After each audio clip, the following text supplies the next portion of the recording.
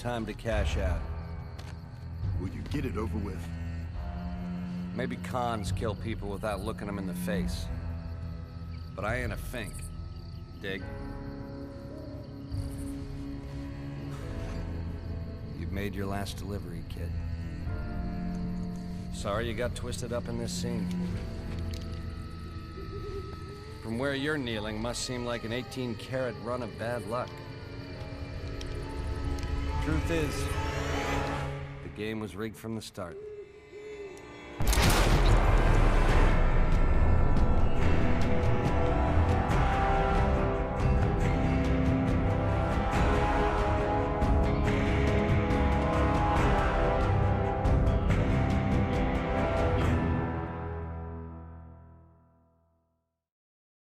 That was a part of the introduction cutscene from Fallout New Vegas.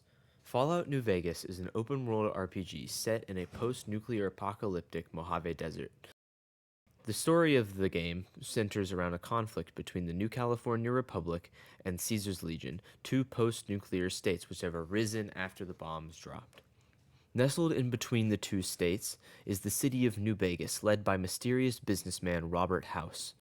After getting, shot in the head, the player comes to, alive, somehow, in the house of a man named Doc Mitchell in a town called Good Springs. Getting shot in the head provides the player with two things. First of all, it provides the first narrative beat of the story of Fallout New Vegas.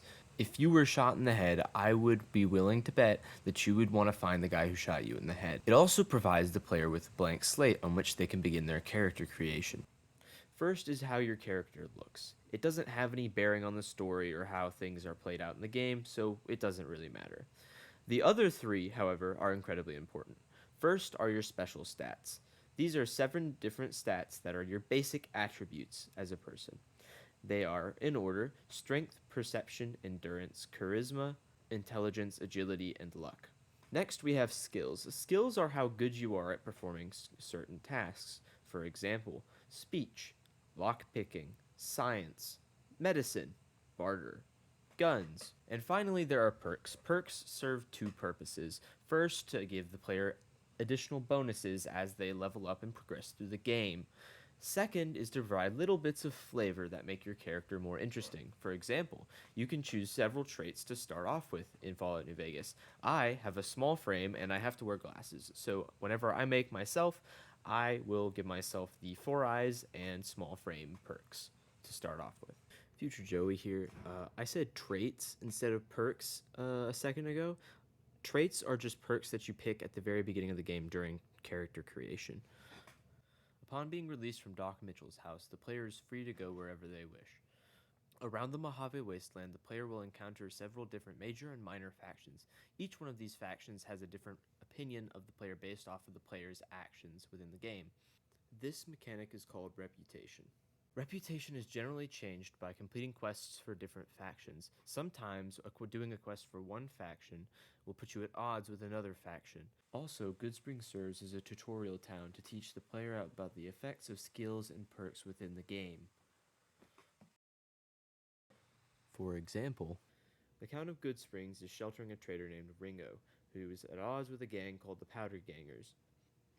After completing a basic tutorial, the player is given a choice whether to side with the Town of Good Springs or to side with Joe Cobb. No matter who you side with, there are a collection of several optional skill checks that you can pass to make the fight easier. For example, you can convince a local barkeep to join the fight. You can convince Doc Mitchell to give you some extra medical supplies for the fight.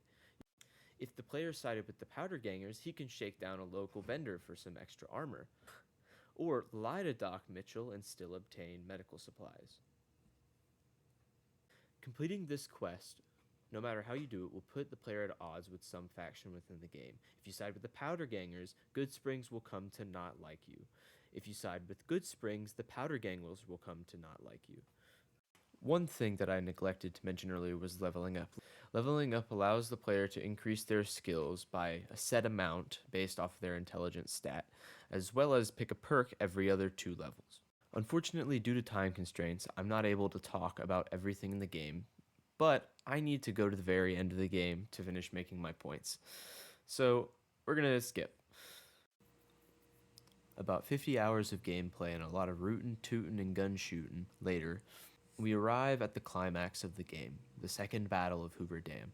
5 years prior to the events of the game, the NCR and Caesar's Legion fought over Hoover Dam in the First Battle of Hoover Dam. The Second Battle of Hoover Dam has you fight with whichever faction you chose to side with for the ending.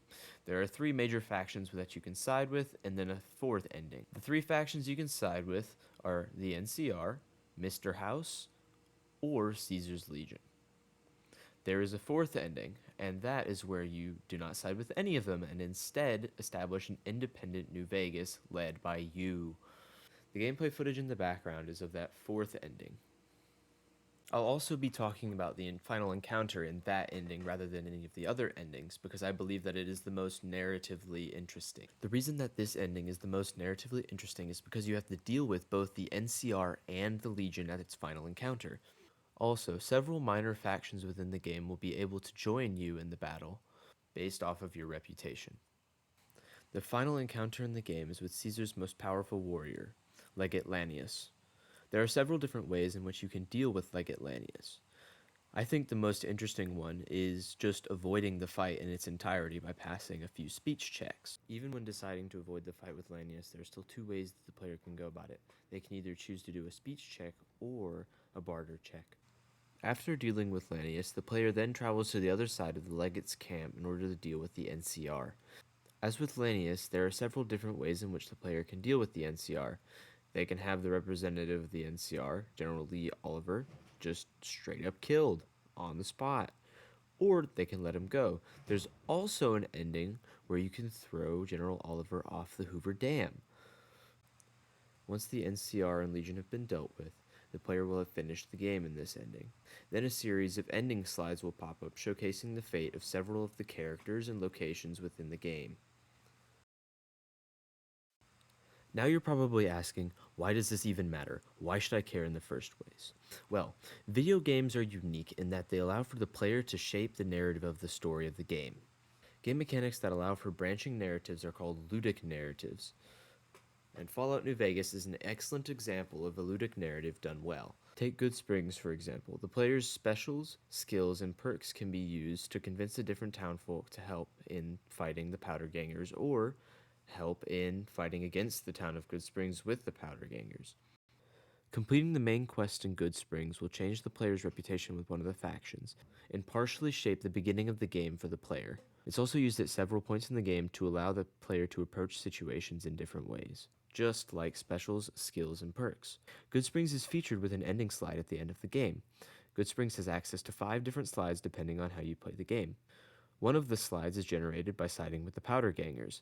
The other 4 are based off of which side the player takes in the ending of the game. The ending showcases the fate of the town and is entirely dependent upon the player's actions in the game. The mechanics of the game build off of one another to develop and enrich the greater narrative of the game.